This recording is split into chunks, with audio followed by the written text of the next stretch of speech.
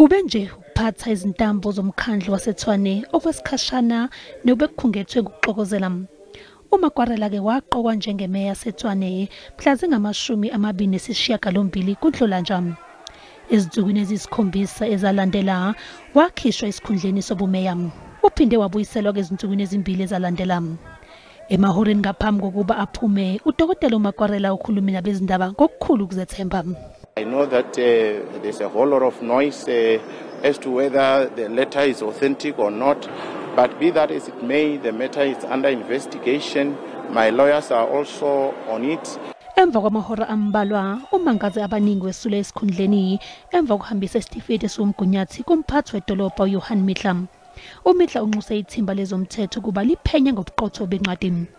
Libe seliqinisekisa ke ukuthi le ncwadi eyomgunyathi.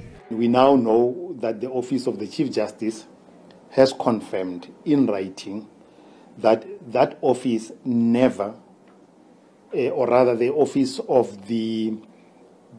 Judge Musa in the Pretoria Division, never on the 7th of February 2018 issued such an order. Amaqembu abusa ngokuhlanganyela emkhandlweni waseTshwane avule icala lenkohlakalo evulela uDokotela uMakwarela estation samaphoyisa eBrooklyn. Currently, there's a number of things that leads us to believe that Makwarela is indeed not a rehabilitated insolvent. We have been calling for him to resign. The coalition has made an agreement this morning that we must lay a charge against the former mayor, and that's where we are here at the police station to do so.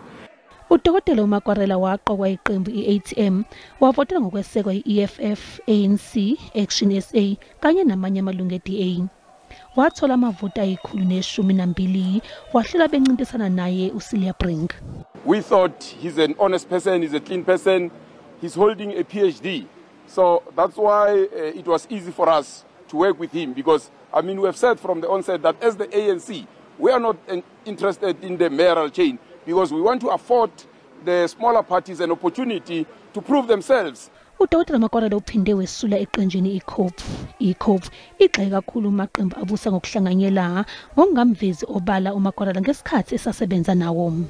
Makwarela was for a year and some months the speaker.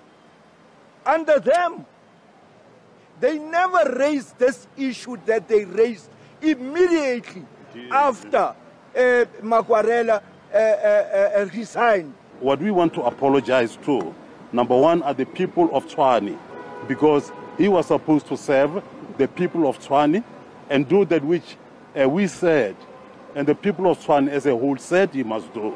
Umkhandlu waseTshwane uzokalise ukukhathazeka ngehlazo likaMakwarela kanye nokudicilela phansi isithunzi somkhandlu waseTshwane. Kanti kusekuningi kakhulu okumele kwenziwe ukuze kubuyiswe isithunzi somkhandlu.